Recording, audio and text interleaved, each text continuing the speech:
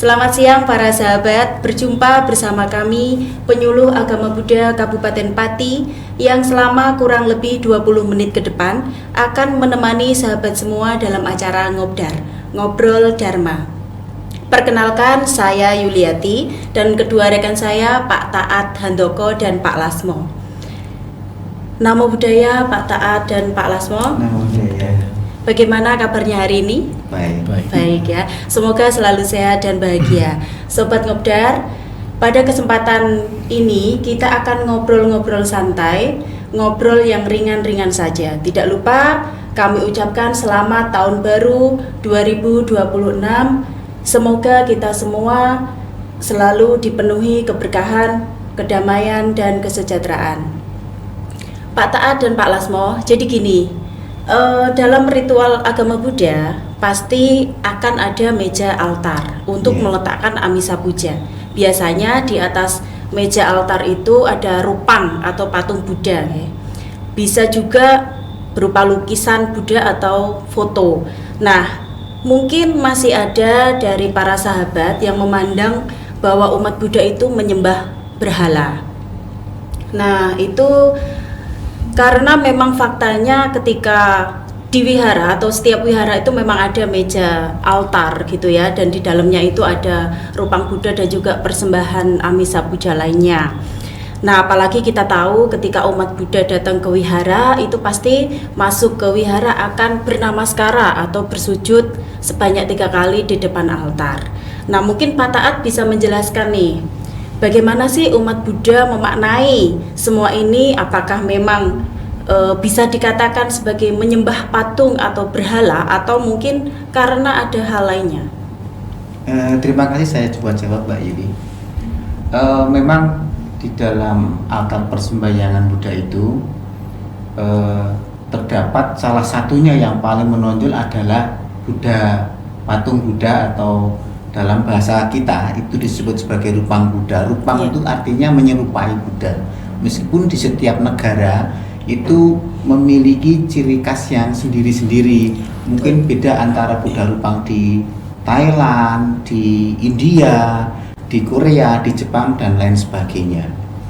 Namun sebenarnya kalau kita perhatikan bahwa patung Buddha yang ada di altar persembahyangan ini sebenarnya hanya merupakan tradisi dari para pendahulunya. Supaya apa? Supaya kita mengingat kembali suri toladan yang diberikan oleh guru junjungan kita Sang Buddha. Yang keduanya sebagai objek sebenarnya, terutama adalah objek meditasi. Nah, ketika umat Buddha datang ke wihara kemudian melakukan namaskara atau bersujud, maksudnya apa kok di depan patung Buddha? Ini kan kadang-kadang orang berpikir, wah, ini jangan-jangan umat Buddha ini lagi nyembah patung atau berhala begitu. Padahal saya tidak demikian. Nah, saya akan membandingkan dengan bendera merah putih, Mbak. Bendera merah putih ini dihormati bukan karena kainnya ini, kain merah, kain putih kemudian dicanteli di tiang. Tidak semua orang mau menghormati, tapi makna atau nilai yang terkandung di dalam warna bendera merah putih ini yang kita hormati. Begitu juga dengan Buddha rupang ini, dengan suri toladannya, dengan welas asihnya, dengan cinta kasihnya kepada semua makhluk, inilah yang mesti kita tauladani. Sehingga makna ketika umat Buddha itu datang ke wihara melakukan sujud atau namaskara, yaitu adalah merenungkan sifat-sifat beliau yang benar-benar baik, penuh cinta kasih kepada semua makhluk. Jadi kurang lebihnya intinya seperti itu. Sehingga ketika orang memandang, oh kok seperti itu ya, pandangan orang memang bisa berbeda-beda. Tapi agama Buddha itu unik, Mbak. Kebanyakan ketika mereka berpandangan bahwa agama Buddha ini menyembah patung, umat Buddha ini tidak pernah marah loh. Kenapa? Karena umat Buddha sendiri tidak merasa sedang menyembah patung. Mungkin kurang lebihnya seperti itu, Mbak Yudi. Oke, baik. Itu makna Buddha rupangnya ya Pak ya. Nah, kemudian di depan Buddha Rupang itu kan juga ada amisa puja yang lain, misalnya seperti lilin, terus ada hiu, ada air, buah dan bunga gitu. Nah, mungkin Pak Lasmo juga bisa menjelaskan nih, apakah barang-barang ini bisa dikatakan sebagai sesaji nih, Pak? Ya, terima kasih. Mungkin dalam pandangan umat Buddha ya, kalau yang ada di altar itu termasuk bukan sesaji ya, tapi persembahan. Tapi terkadang di masyarakat umum itu beranggapan bahwa yang ada di altar itu termasuk dalam kategori sesaji. Seperti itu. Jadi kita juga harus tahu apa yang dimaksud dengan sesaji dan apa yang dimaksud dengan persembahan. Kalau di sini kalau sesaji itu pada umumnya itu dipergunakan untuk kegiatan atau ritual adat. Ya. Biasanya ada ya bentuk nyadran atau bersih desa, dan juga untuk menghormati roh-roh atau penunggu daerah yang diberikan sesaji itu, seperti itu. Dan sedangkan untuk yang di altar itu sendiri itu merupakan persembahan wujud dari kita sebagai umat Buddha ya, sebagai bahan untuk introspeksi diri tentunya ya, yang mungkin ada dalam bentuk air, dupa, lilin, ya, buah, itu memang ada maknanya tersendiri dan ada artinya tersendiri. Tidak serta-merta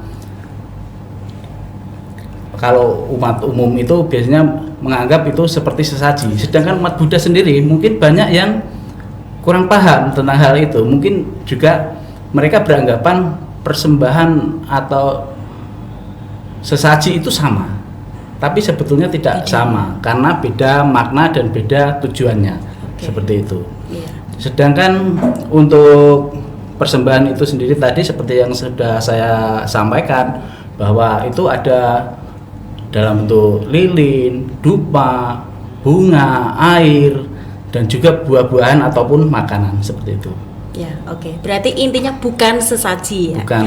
Lebih tepatnya amisa puja atau sebagai persembahan yang dijadikan sebagai bentuk penghormatan gitu. Nah, bisa artinya disebut sebagai simbol-simbol mungkin. Simbol-simbol ya, benar. Artinya setiap barang yang terdapat di atas altar itu tentunya memiliki makna masing-masing seperti yang tadi disampaikan oleh Pak Lasmo gitu kan, punya makna masing-masing. Lalu sebenarnya makna dari masing-masing itu barang-barang yang diletakkan di altar itu apa aja sih gitu? Ya, di sini saya akan memberikan contoh. Ya. Misalnya bunga. Bunga itu adalah lambang dari, bisa kita jadikan lambang sebagai ketidakkekalan.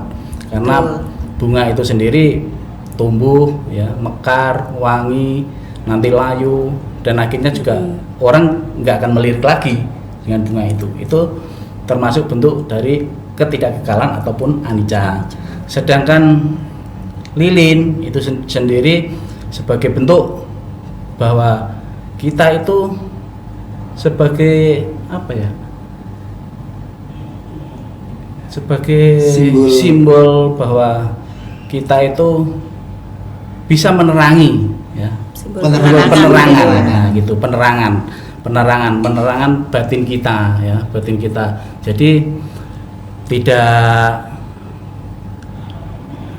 mungkin ya, tidak ada yang namanya penerangan yang kosong gitu.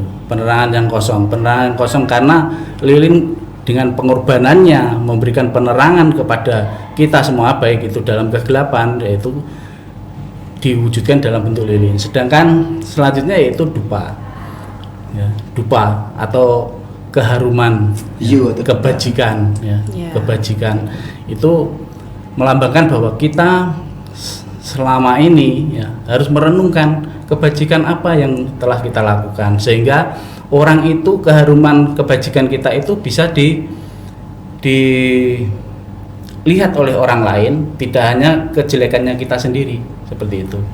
Terus air ya, air itu merupakan sumber dari kehidupan ya, dari kehidupan. Jadi di dunia ini tidak lepas dari yang namanya air, karena air itu sendiri juga sangat bermanfaat bagi ya kita sebagai manusia, bagi tumbuhan, bagi sebagian alam seperti itu. Dan mungkin ada lagi yaitu buah-buahan ya, buah-buahan. Buah-buahan itu sebagai bentuk wujud syukur kita ya, dan juga bentuk dari ketidakmelekatan kita. Seperti itu. Jadi kita sebagai umat Buddha tentunya harus bisa memahami bahwa seperti persembahan buah itu tidak hanya sekedar kita mempersembahkan buah, tapi buah itu biasanya yang dipersembahkan itu adalah buah pilihan. Ya, buah pilihan. Jadi kita melepas kemelekatan yang ada pada diri kita untuk tidak terikat oleh hal-hal duniawi ya, tentunya seperti itu. Dan yang terakhir itu lilin ya Pak. Mungkin di sini Pak Taat bisa menjelaskan untuk lilin lebih lanjut ya. Tadi kan ini menarik nih tentang lilin. Kenapa sih mesti lilin? Karena memang tadi kan dikatakan bahwa lilin itu simbol penerangan gitu ya. Kenapa nggak pakai senter? Senter itu kan juga bisa menerangi jalan juga, kan? Nah mungkin boleh dijelasin nih Pak Taat. Baik. Lilin itu memiliki makna dalam agama itu dua pemahaman lah istilahnya. Yang pertama memang lambang penerangan, yang kedua lambang pengorbanan. Nah, kenapa lilin? Karena lampu juga bisa, senter juga bisa. Perlu kita pahami bahwa lilin ini sendiri ketika dinyalakan itu akan menerangi ke semua arah. Jadi dimaknai di dalam agama Buddha adalah bagaimana kita ini meskipun hanya kecil lampunya, tapi bisa menerangi kebajikan-kebajikan kita, welas asih kita. Itu bisa dirasakan oleh banyak orang di sekitar kita. Itu. Yang kedua adalah lambang pengorbanan. Lilin ini sendiri nantinya akan mati, akan habis, berkurang dari tadinya mungkin tinggi berkurang. Itu adalah lambang pengorbanan. Bahwa kita sebagai umat Buddha tentunya juga seperti yang dikatakan oleh Pak Alasmo tadi, bahwa kita itu tidak boleh melekat kepada hal-hal yang duniawi. Kita harus mengurangi juga karena ada hak-hak tertentu milik kita ini yang harus diberikan kepada orang lain. Mungkin ada bencana, oh kita bantu ke sana. Mungkin ada orang kekurangan, oh kita bisa memberikan ke sana dengan berbagai macam bentuk, kan tidak selalu berbentuk uang, tidak selalu berbentuk harta gitu kan. Mungkin petunjuk-petunjuk yang bagus bagaimana orang punya masalah sehingga bisa membantu menyelesaikan masalah. Nah, ini pengorbanan kita sebenarnya untuk kebahagiaan, untuk kedamaian dan kesejahteraan bagi semua makhluk dan semesta. Intinya seperti itu. Baik, tadi kan banyak nih persembahannya gitu kan. Tapi saya pernah melihat juga itu kan di altar juga ada makanan nih berupa makanan ringan, snack gitu kan. Terus ada yang minuman-minuman kemasan. Nah, seperti itu gimana nih tanggapannya? Sebenarnya kalau di altar persembahyangan ya ada juga benda-benda lain seperti mungkin salah satunya ada foto keluarga misalnya, atau foto leluhur yang sudah meninggal dunia maksud saya. Kemudian ada makanan-makanan yang tidak biasa lah, ada roti dan lain sebagainya. Selama benda yang kita letakkan di atas meja itu bukan berasal dari makhluk hidup, contohnya ada daging ayam, ada ikan, itu masih bisa. Yang penting bagaimana cara kita memaknai barang-barang atau amisa puja yang ada di altar seperti yang dikatakan Pak Lasmo. Ketika kita datang melihat Buddha Rupang, oh dia adalah guru saya, guru welas asih, guru kebajikan, guru yang memberikan penerangan yang tentunya wajib kita hormati dan hargai. Itu sebagai pengingat saja. Oke, baik, lengkap sekali ya penjelasan dari Pak Taat dan juga Pak Lasmo terkait dengan makna amisa puja dalam pandangan agama Buddha gitu. Jadi memang tidak hanya sekedar meletakkan persembahan di altar ya, tapi memang barang yang diletakkan itu juga memiliki makna masing-masing gitu. Baik para sahabat, demikian tadi makna amisa puja dalam pandangan agama Buddha telah kita kupas bersama dengan rekan-rekan saya. untuk mengakhiri ngobdar pada siang hari ini, saya akan coba menyimpulkan makna dari Amisa Puja yang terdapat pada meja persembahyangan atau altar. Bahwa apa yang terdapat di altar sebenarnya adalah cermin perenungan. Nah, kalau seperti yang disampaikan Pak Lasmo, bahwa kalau saat kita mempersembahkan bunga, kita juga sebaiknya merenungkan bahwa bunga ini suatu saat nanti akan layu dan segalanya mengalami perubahan.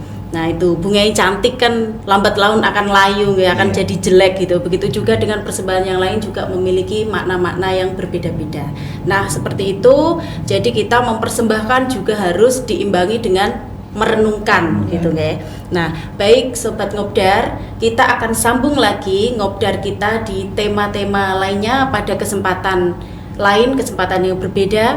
Terima kasih. Sabe Sata Bawantu Sukitata. Semoga semua makhluk hidup berbahagia.